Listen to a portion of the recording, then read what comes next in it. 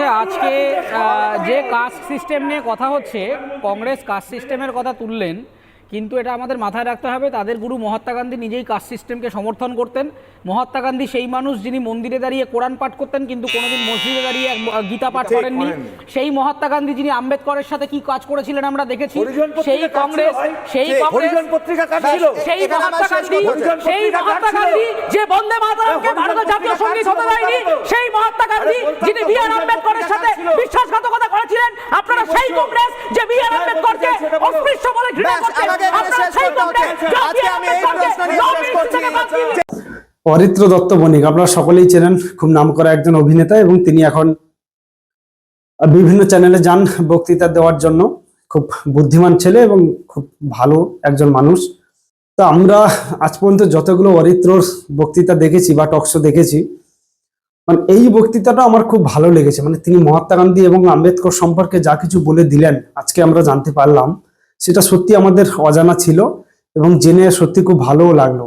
দেখুন অরিত্র কি বললেন তার বক্তব্য আগে আপনাদের শোনাই, তারপরে আসছি বিস্তারিত খবরে। দেখুন, আমার দুটো তিনটে অবজারভেশন রয়েছে। প্রথম অবজারভেশনটা হচ্ছে যে এই বছরের ভোটটা খুব ডেলিবারেটলি দুটি দলই তারা কিন্তু একদম ধর্মের ভিত্তিতেই হচ্ছে। এবং প্রত্যেকটা জায়গাতে আপনি যদি দেখেন যে বিধানসভায় দাঁড়িয়ে মুখ্যমন্ত্রী মমতা বন্দ্যোপাধ্যায়কে বলতে হয়েছে এরকম কথা, বিরোধী দলনেতাকে যখন সাসপেন্ড করে দেওয়া হলো যে যদি মুসলিমরা আক্রমণ করে আপনারা সামাল দিতে পারবেন। তো তার মানে দুটো দল তারা স্পেসিফিক্যালি কমিউনাল অ্যাঙ্গেলে ভোট করছেন এবং করাচ্ছেন, এবং এটা আমার হিসেবে একটা ডেঞ্জারাস দিকে চলে যাচ্ছে। তার কারণ হচ্ছে যে যেভাবে বাংলায় দুটো মানে কমিউনিটি যদি আলাদা হয়ে যায় এবং আমাদের সম্প্রীতি যদি নষ্ট হয়, সেটা কিন্তু খুব ক্ষতিকারক হয়ে যাবে। এবং একটা রায়টের পরিস্থিতি যদি তৈরি হয়ে যায়, তাহলে হিন্দু ভোট কনসলিডেটেড হয়ে গেলে কিন্তু আলটিমেটলি বিজেপি লাভবান হবে। আমার মনে হচ্ছে যে মমতা বন্দ্যোপাধ্যায় সেই দিকটা খুব একটা রিস্ক নিতে চাইছেন না বলে একটু ব্যালেন্সে খেলছেন। এবং দ্বিতীয় কথাটা হচ্ছে তৃণমূল কংগ্রেসের এই মুহূর্তে আর কোনো উপায় আছে বলে আমার মনে হয় না। তার কারণ হচ্ছে এই যে এতদিন ধরে উন্নয়ন, উন্নতি, কাজ বা যেগুলো নিয়ে যা যা কথা বলেছেন, সেগুলো অধিকাংশ ক্ষেত্রেই ফুলফিলড হয়নি।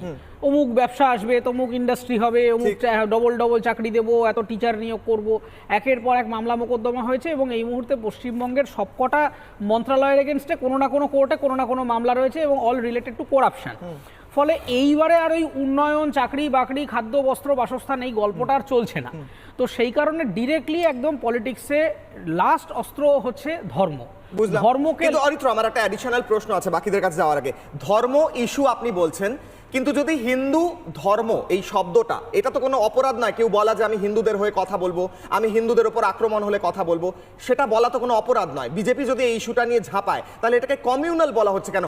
হিন্দুদের ওপর আক্রমণ হলে, হিন্দুদের কোণঠাসা হলে বিজেপি কথা বলবে, এটা তারা স্পষ্ট জানাচ্ছে। এর মধ্যে ভুল কোথায় আছে? না, এর মধ্যে কোনো ভুল নেই। দেখুন গন্ডগোলটা হয়ে গেছে কোথায়। প্রথম কথাটা হচ্ছে যে কেউ যদি, আমি নিজে একজন হিন্দু এবং আমি হিন্দুদের সুরক্ষার জন্য কথা বলেছি আগেও, বাংলাদেশ ইস্যুতে বারবার বলেছি। আমার এখানে যদি কিছু হয় আমি অবশ্যই হিন্দুদের হয়ে কথা বলবো, এই নিয়ে কোনো সন্দেহ নেই। কিন্তু প্রশ্নটা হচ্ছে যে মুখ্যমন্ত্রী মমতা বন্দ্যোপাধ্যায়কে তিনি কত বড় হিন্দুতে সেটা প্রমাণ করবার জন্য বিধানসভায় দাঁড়িয়ে বলতে হয়েছে যে আমি ব্রাহ্মণবাড়ির সন্তান।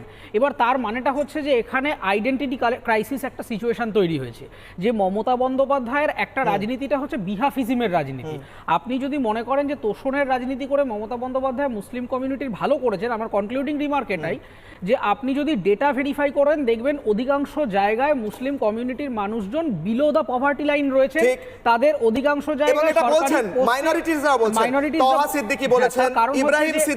এবং অধিকাংশ জায়গায় সরকারি যে জায়গাগুলোতে ওবিসি মামলা হওয়ার আগে মুসলিমদের রিক্রুট হওয়ার কথা, সেই রিক্রুটগুলো হয়নি। শুধু খারিজি মাদ্রাসা তৈরি করে তো একটা কমিউনিটির উন্নতি করা যায় না। কমিউনিটির উন্নতি করতে গেলে তাদেরকে বিজ্ঞান, তাদেরকে সুস্বাস্থ্য, সুশিক্ষা দিয়ে দিতে হবে। মমতা বন্দ্যোপাধ্যায় তোষণের রাজনীতি কাজ করছে না, তাই কি এবার আক্রমণের?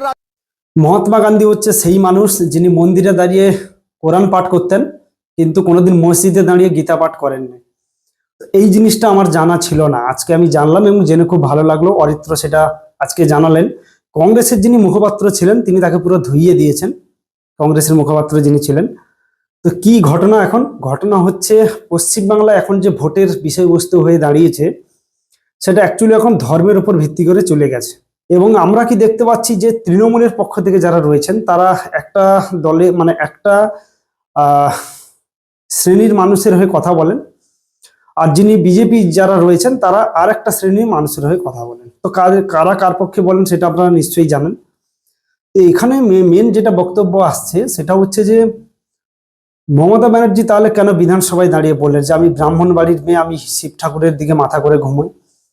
কারণ একটা সময় ছিল, তিনি তো প্রথম থেকে তোষণ করে আসছেন 2011-এর পর থেকে একটা শ্রেণীর মানুষকে খুব ভালোভাবেই তেল দিচ্ছেন। তো সেটা চলতে চলতে যখন 2024 আজকে 25 দাঁড়িয়েছে, তো তার কথাও মনে হচ্ছে যে শুভেন্দু অধিকারী যে লাইনে যাচ্ছে, যদি ওটাকে আমাকে একটু ভাঙতে হয় তাহলে আমাকে এবার প্রমাণ দিতে হবে যে হ্যাঁ আমিও হিন্দু। তিনি কিন্তু হিন্দু, সেটা সবাই জানে। তবুও তার কোথাও একটু মনে খটকা লাগছে যে মনে হচ্ছে মানুষ আমাকে ভুল বুঝছে, যে মনে হয় আমি হিন্দু নই, আমি অন্য কোনো কাস্টের। তো সেখানে আমাকে বলতে হবে যে আমি ব্রাহ্মণ বাড়ির মেয়ে, আমি শিব ঠাকুরের দিকে মাথা করে ঘুমাই। কারণ এই হচ্ছে বর্তমান বাংলার এবং রাজ্যের পরিস্থিতি, যেখানে শুভেন্দু অধিকারী তো বরাবরই প্রথম থেকে, মানে 2020 সালের পর তিনি যখন 2021-এ ফার্স্ট জয়েন করেন বিজেপিতে, তখন থেকে তিনি বলে আসছেন যে হিন্দুদের পক্ষেই আমি এবং হিন্দুদের নিয়েই আমি বাঁচব। তিনি কিন্তু কখনো বলেননি যে যারা মানে সাধারণ মুসলমান রয়েছে তিনি তাদের ভালোবাসবেন না। তিনি প্রথম থেকে একটা কথাই বলে আসছেন যে যারা জিহাদি মুসলমান, মানে যারা মানুষকে মারে, মানুষকে মানে মারামারি, গন্ডগোল, খুন খারাপি এইগুলোর মধ্যে দিয়ে যায়, তো তাদেরকে আমি সাপোর্ট করব না। তিনি বেরিয়ে এসছেন সেই হিসেবেই 2020 সালের পর, কেননা 2021-এ তিনি যখন জয়েন করেন তখন থেকে তিনি পরিষ্কার করে দিয়েছিলেন যে ওখানে যেভাবে রাজনীতি চলছে তাতে করে হিন্দুদের কিন্তু খুব বিপদ হয়ে আসছে এবং পরবর্তীতে সমস্যা হবে। তাই তিনি তৃণমূল ছেড়ে বিজেপিতে চলে এসেছেন। কিন্তু যারা তৃণমূলে আছেন তারা এখন ভাবছেন যে যারা হিন্দুরা রয়েছেন, তৃণমূলেও প্রচুর হিন্দু রয়েছে, এরকমটা তো নয় যে শুধু তৃণমূল মানে মুসলমানদের দল আর বিজেপি মানে হিন্দুদের দল। তো এরকম কখনোই নয় এবং কোনোদিনও পসিবল নয়। এবং সেখানে যারা তৃণমূলের হিন্দুরা রয়েছেন তো তারা অনেকটা চেষ্টা করছেন যে এটাকে মলম দেওয়ার জন্য। তার কারণ এর আগেও আপনারা দেখেছেন যে মসজিদ বিরোধী আপনি মুসলমান পাবেন না, এমন কোনো মুসলমান আপনি পাবেন না যারা মসজিদের বিরোধিতা করে, এমন কোনো খ্রিস্টানকে আপনি পাবেন না যারা খ্রিস্টানের বিরোধিতা করে। কিন্তু এই সমাজে বর্তমান সময়ে আপনি 2025 সালে দাঁড়িয়ে গর্দভ হিন্দু পেয়ে যাবেন, প্রচুর প্রচুর গর্দভ হিন্দু পেয়ে যাবেন যারা হিন্দুদের বিরোধিতা করে। এবং এইভাবেই রাজ্য এগিয়ে চলছে এবং একটা সময় এটা শেষের দিকে যাবে, কিছু করার নেই। তেল যাদেরকে দেওয়া হচ্ছে তারা একটা সময় যখন বেশি হবে এবং আপনাকে শেষ করবে, এটা নিয়ে কোনো মানে এটা কোনো বিভেদ নেই এবং এটা কোনো ভেজালও নেই, এটা পরিষ্কার বাংলা কথা। আপনি যাদের হয়ে আজকে বলছেন, বাংলাদেশে দেখেছেন তো, বাংলাদেশে ছিল না সবকিছু ঠিকঠাক চলছিল, কিন্তু যেই শেখ হাসিনা সরকারকে এটা তাড়িয়ে দিয়েছে, সেখানে যারা সংখ্যালঘু ছিলেন হিন্দুদের, কে হিন্দু কি ব্যাপারে এত দেখার দরকার নেই, কে কার বন্ধু, কে কার বাড়ির পাশে, এত কেউ কিছু দেখে না। মারতে হবে সোজা কথা। এখানে এই গল্প ছাড়া পরবর্তীতেও ভারতবর্ষে একই কেস হবে। বাংলাদেশ, পাকিস্তান, আফগানিস্তান বা বিভিন্ন আপনারা দেখেছেন যেগুলোতে ইসলামিক কান্ট্রি রয়েছে, তো বেশিরভাগ জায়গাতে প্রায় গন্ডগোল হয়ে থাকে। কেন হয়ে থাকে? তো নিজেদের মধ্যে কোনো ঠিক নেই, মানে আমি চেয়ারে বসবো, আমি বসবো, এইভাবে একটা খেউ চলছে এবং সেখানে এই গন্ডগোল হয় এবং সংখ্যালঘু যারা থাকবে তাদেরকে মার খেতেই হবে। তাই একটা সময় আমারও মনে হচ্ছে যে হিন্দুরা সংখ্যালঘু হবে আর মার তো খেতেই হবে, সংখ্যালঘু হয়ে যাওয়া মানে মার খেতেই হবে, কিচ্ছু করার নেই। এখন থেকে যদি কেউ শুধরে যায় তাহলে খুব ভালো, আর না শুধরালে কিছু করার নেই, সেটা ভবিষ্যৎ বলবে কি হবে না হবে। আর এই ভিডিও দেখার পর যদি কিছু আপনাদের মন্তব্য করা থাকে অবশ্যই কমেন্ট করে বলবেন। সবাই ভালো থাকবেন, সুস্থ থাকবেন।